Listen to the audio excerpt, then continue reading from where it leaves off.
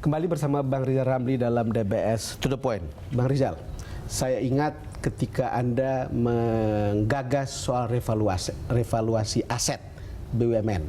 Sampai di mana itu sekarang? Karena waktu itu Anda bilang akan jadi besar sekali anunya, modal. Ya memang kami usulkan 3 kali di sidang kabinet karena bukan portfolio kami kan. Agar pemerintah all out melakukan revaluasi aset. Presiden Jokowi sendiri sangat setuju pada pidato di BEJ 1 Januari. Saya ingat dia bicara evaluasi aset. Memang yang melakukan itu baru sebagian, tapi hasilnya aset BUMN sudah naik 800 triliun. Jadi ada hasilnya? Ada hasilnya, tapi kami masih belum happy karena kalau all out aset BUMN bisa naik jadi 2.500 sampai 3.000 triliun. Wow. Nah, kami inginnya kemudian BUMN ini menerbitkan bond global maupun domestik sebesar 100 miliar dolar. Nah, dengan uang 100 miliar dolar kita punya kemampuan untuk membiayai pembangunan kereta api sepanjang Sumatera, sepanjang Kalimantan, Sulawesi, dan Papua. Jadi sebetulnya semua rencana yang sudah ditetapkan sekarang akan ada duitnya dengan cara begitu. Karena itu hanya perlu 40 miliar dolar. Sisanya kita pakai memompa ekonomi Indonesia.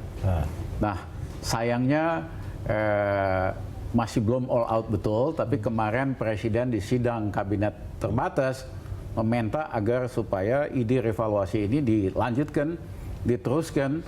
Karena dengan ini kita bisa memacu pertumbuhan ekonomi yang hanya 5% di atas 6%. Bang, yang Anda sebut sebagai belum all out itu apa maksudnya? Artinya ada yang belum jalan atau ada yang oke gitu? Don, nggak usah dijawab hal itu, Don. Nanti jadi kontroversi lagi.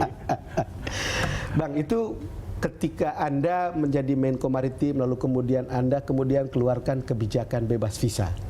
Begitu banyak negara.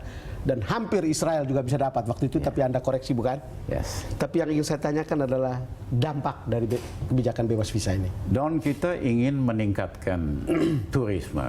Kenapa? Karena sektor turisme ini sektor paling murah menciptakan pekerjaan. Betul. Hanya 3.000 dolar per job.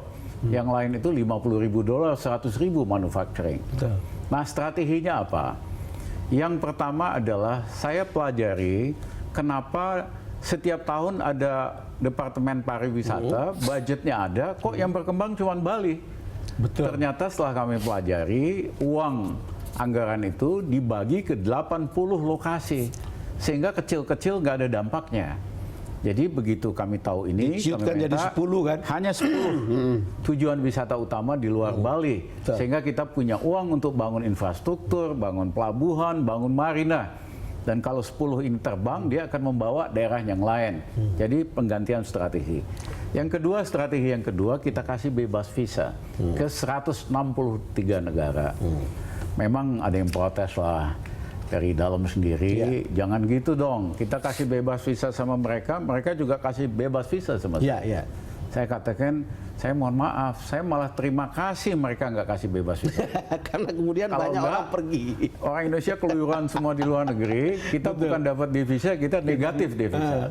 Tapi saya janji kalau rakyat kita pendapatan per kapitanya sudah 10.000 dolar, saya urusin nanti semua bebas divisa. Nah, dampaknya besar sekali, Don.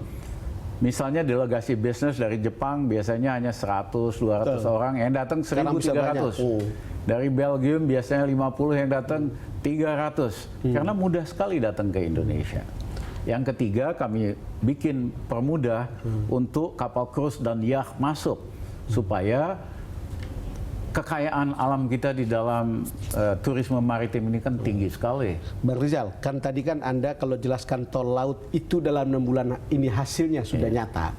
Kalau lihat untuk fokus ke 10 destinasi khusus ini, itu akan kapan kira-kira akan nyata sekali hasilnya? Tahun kemarin tumbuhnya lumayan, dari 9 juta ke 10,4 juta. Target kita dalam 5 tahun menjadi 20 juta orang. 20 juta, betul. Devisa dari 10 miliar menjadi 20 miliar. Dan seperti yang kita lakukan di Tour de Flores, di Flores. Betul. Itu saya kebetulan ada di sana. Ada di situ ya. itu kan nggak masuk akal. Biasanya persiapannya 2 tahun. Itu cepat Bang, dan jalannya mulus, jadi dari timur sampai ujung barat. Nah, yang kedua kan harus ngadakan local competition dulu, national competition, nggak boleh langsung internasional. Ini kita loncat langsung international competition. Dan 8 kabupaten yang dilewati, rakyatnya seneng. Betul. Karena untuk lomba sepeda, jalannya kan mesti mulus. Itu betul. Nah, ini contoh. Jadi misalnya kita adakan sale Karimata di Iya, 4 ini sale provinsi, Karimata ya. ini infrastrukturnya kita perbaiki supaya rakyat juga menikmati sebelum event dan sesudah event ada manfaatnya untuk rakyat. Bang Rizal, saya selalu rajin mengikuti statement Anda, entah di TV, entah di koran, entah di beberapa pembicaraan di seminar atau di beberapa diskusi. Anda itu sangat teknis kadang-kadang, bukan kadang-kadang, sering sekali, dan lebih teknis dari menterinya. Bagaimana sebetulnya? Ya memang kan leadership itu ada 2, conceptual leadership. Orang Indonesia banyak sekali yang bagus conceptual leadership. Tapi untuk membuat cita-cita itu, mimpi itu jadi kenyataan, perlu operational leadership, kepemimpinan yang operasional. Nah, kita harus dorong ini. Kalau hanya ngomong konsep, banyak yang bisa ngomong. Betul. Tapi harus dilengkapi dengan kepemimpinan operasional supaya cita-cita, visi bisa menjadi kenyataan. Nah, kadang-kadang tentu kalau operasional kita mesti masuk hal-hal yang sifatnya. Karena begini Bang, ada juga bilang nanti Bang Rizal mengambil porsi menterinya. Ada nggak perasaan begitu? Anak buah kita sih nggak ada yang ngomong begitu. Kenapa? Karena dia tahu Menko fokusnya di dalam strategi policy.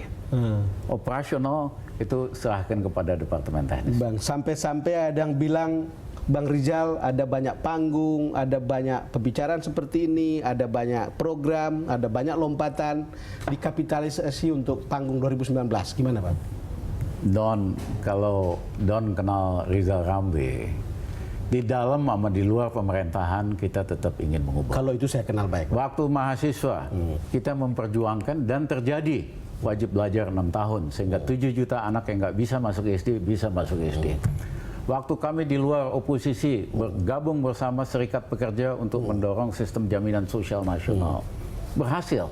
Akhirnya ada undang-undang BJPS dan lain-lain.